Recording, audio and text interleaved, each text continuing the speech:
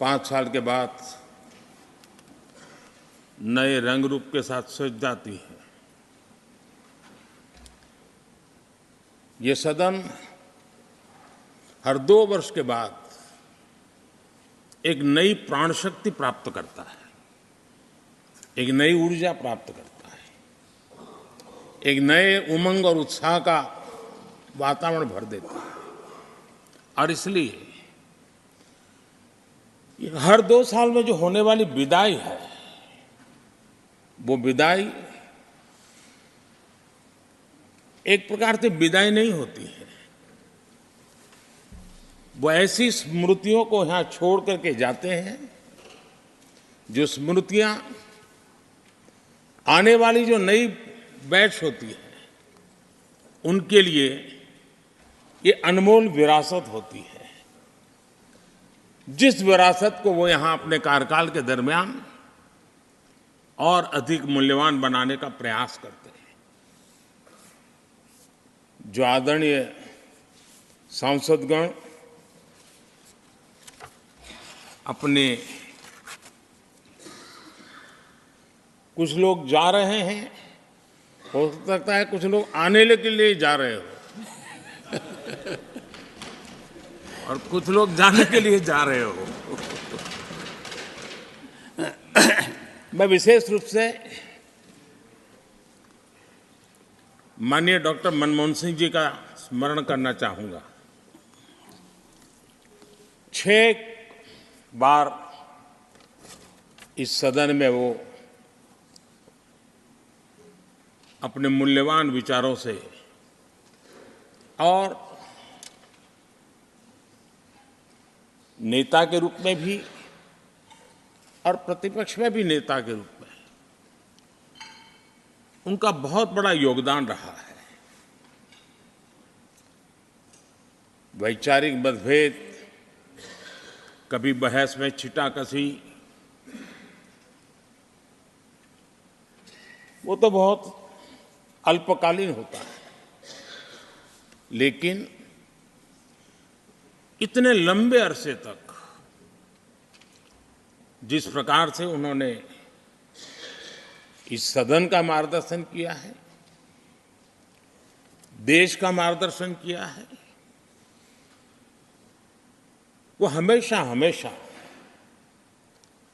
जब भी हमारे लोकतंत्र की चर्चा होगी तो कुछ माननीय सदस्यों की जो चर्चा होगी उसमें माननीय डॉक्टर मनमोहन सिंह की योगदान की चर्चा जरूर होगी।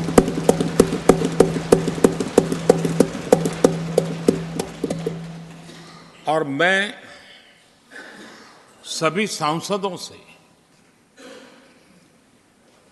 चाहे इस सदन में हो या उस सदन में हो, जो आज है वो शायद भविष्य में आने वाले हो, मैं उनसे जरूर कहूंगा कि ये जो माननीय सांसद होते हैं, किसी भी दल के क्यों न हो, लेकिन जिस प्रकार से उन्होंने अपने जीवन को कंडक्ट किया होता है, जिस प्रकार की प्रतिभा के दर्शन उन्होंने अपने कार्यकाल में कराए होते हैं, उसका हमने एक गाइडिंग लाइट के रूप में सीखने के लिए प्रयास करना चाहिए।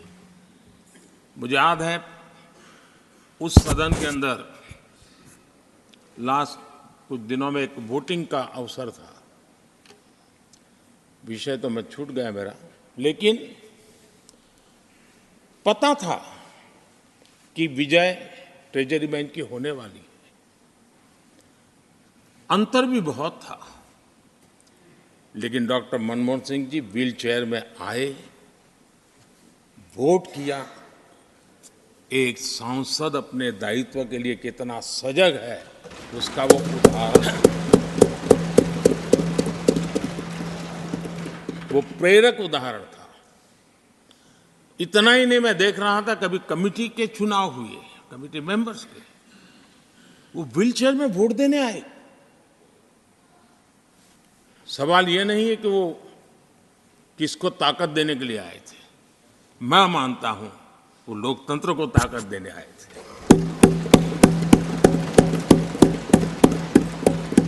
और इसलिए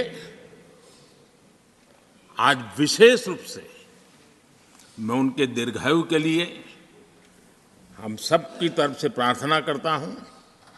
वे निरंतर हमारा मार्गदर्शन करते रहें, हमें प्रेरणा देते रहे। आदरणीय सभापति जी, जो हमारे साथी नए दायित्व की ओर आगे बढ़ रहे हैं, इस सीमित विस्तार से एक बड़े विस्तार की तरफ जा रहे हैं, राज्यसभा से निकल करके जनसभा में जा रहे हैं, तो मैं मानता हूं उनका साथ, यहां का अनुभव, इतने बड़े मंच पर जा रहे हैं, तब देश के लिए एक बहुत बड़ी पूंजी बनकर के निकलेगा।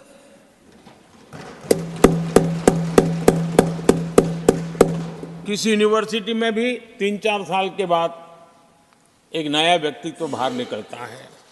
ये तो 6 साल की विविधताओं से भरी हुई है, अनुभव से घड़ी हुई एक ऐसी यूनिवर्सिटी है जहां 6 साल रहने के बाद कोई भी व्यक्ति ऐसा निखर करके निकलता है, ऐसा तेजस्वी बन करके जाता है, वो जहां भी रहता है, जिस भूमिका से रहता है, वो अवश्य हमारे कार्य को अधिक ताकतवर बनाएगा, राष्ट्र के काम को गति देने का सामर्थ्य देगा। ये जो माननीय सांसद जा रहे हैं, एक प्रकार से वो वैसे ग्रुप है जिनको दोनों सदन में रहने का, पुराने वाले संसद के भवन में भी और नए वाले संसद के भवन में भी उनको रहने का अवसर मिला।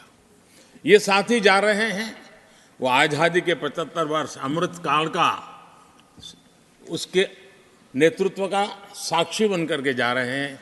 और ये साथी जो जा रहे हैं, हमारे संविधान के 75 साल उसकी भी शोभा बढ़ाते हुए आज हम सबके के साथ जा रहे हैं, तो अनेक स्मृतियां लेकर के जा रहे हैं।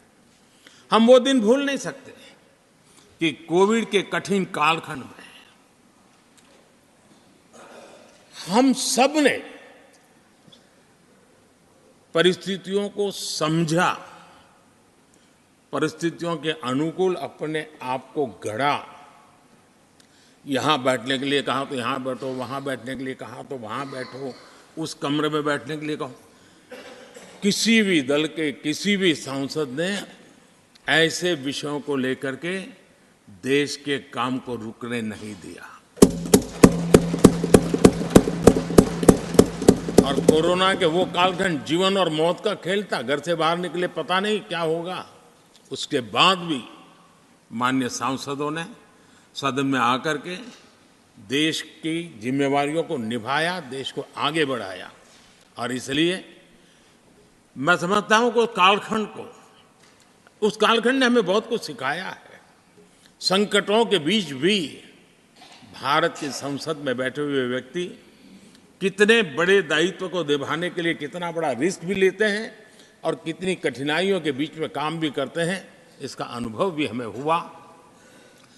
सदन में खट्टे मीठे अनुभव भी रहे।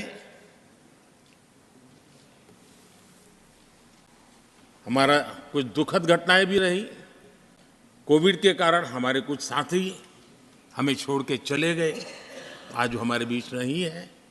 वो भी सदन के इसी कालखंड के कुछ प्रतिभाएं थी जो हमारे बीच से चली गई। वो एक दुखद घटना को हमने स्वीकार करते हुए भी हम आगे बढ़ते रहे। और भी ऐसी कुछ घटना हुई, कभी कभी फैशन परेड का भी हमने दृश्य देखा। काले कपड़ों में सदन को फैशन शो का भी लाभ मिला। तो ऐसी विविधताओं के अनुभव के बीच हमारा कार्यकाल बीता। और मैं तो अब खड़गे जी आ गए हैं तो मेरा एक धर्म तो निभाना ही पड़ता है मुझे। कभी कभी कुछ काम इतने अच्छे होते हैं जो बहुत लंबे समय तक उपयोगी होते हैं। हमारे यहाँ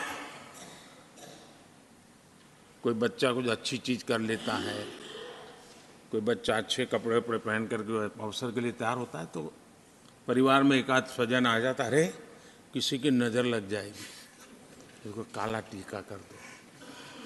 तो ऐसे काला टीका कर देते हैं। आज देश पिछले 10 साल में समृद्धि के नए नए शिखर सर कर रहा है। एक भव्य दिव्य वातावरण बना है, उसको नजर न लग जाए, इसलिए काला टीका करने का आज प्रयास हुआ है। मैं उसके लिए भी खड़गे जी का बहुत धन्यवाद करता हूं, ताकि इस हमारी प्रगति की यात्रा को कोई नजर न लग जाए। ये नजर न लग जाए इसलिए आपने आज जो काला टीका किया है। मैं तो सोच रहा था सब काले कपड़ों में आएंगे, लेकिन शायद काला जोदू खिंचते खिंचते खिंचते ब्लैक पेपर तक चला गया है। लेकिन फिर भी मैं उसका भी स्वागत करता हूं, क्योंकि जब भी अच्छी बात होती है काला टीका नजर न लग जाए, इसलिए बहुत जरूरी होता है। और उस पवित्र काम को, और आज जिस उम्र के हैं उस व्यक्ति जब ये काम करता है तो जरा अच्छा रहता है। तो मैं इसके लिए भी आपका आभार व्यक्त करता हूं। आदरणीय सभापति जी, ये विषय कोई लंबा बोलने का तो है नहीं, लेकिन हमारे यहाँ शास्त्रों में एक बहुत बढ़िया बात कही गई है। शायद हमारे सब साथी जा रहे हैं तो जो कमी भी हमें महसूस होगी उनकी, क्योंकि उनके विचारों का लाभ जो आ जाएंगे वापस, वो तो और तेज तर्रार होकर के आएंगे। जिसको हमला करना है वो भी मज़ेदार हमले करेंगे, और जिसको रक्षा कवच बनाना है वो भी बढ़िया बनाएंगे। वो अपना काम चलता रहेगा। हमारे यहाँ शास्त्रों में कहा गया है, गुणा गुणज्ञेषु गुणा भवन्ति, गुणा गुणज्ञेषु गुणा भवन्ति, ते निर्गुणम प्राप्य भवन्ति दोषाः, ते निर्गुणम प्राप्य भवन्ति दोषाः। आस्वाद्य तोया प्रवहन्ति नद्यः, समुद्र मासाद्वय भवन्तय पेया। उसका मतलब है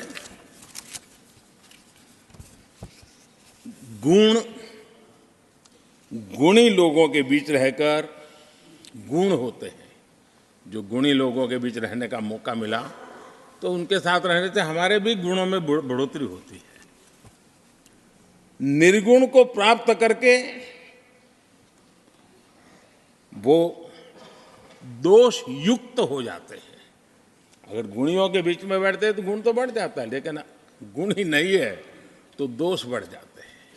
और आगे कहा है, नदियों का जल तभी तक पीने योग्य होता है जब वो बहता रहता है। सदन में भी हर 2 साल के बाद नया प्रवाह आता है,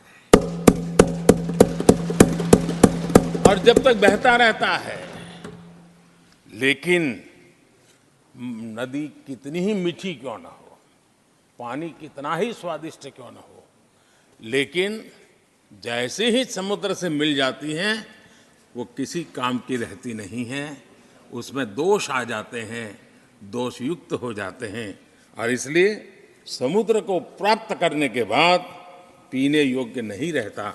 मैं समझता हूँ ये संदेश हर एक के जीवन में प्रेरक रहेगा। इसी भावना के साथ जो साथी समाज जीवन के एक बहुत बड़े फलक पर जा रहे हैं, इस जीवंत यूनिवर्सिटी से अनुभव प्राप्त करके जा रहे हैं, उनका मार्गदर्शन, उनका कर्तृत्व राष्ट्र के काम आएगा, नई पीढ़ी को प्रेरणा देता रहेगा। मैं सभी साथियों को हृदय से अनेक अनेक शुभकामनाएं देता हूं। बहुत बहुत धन्यवाद।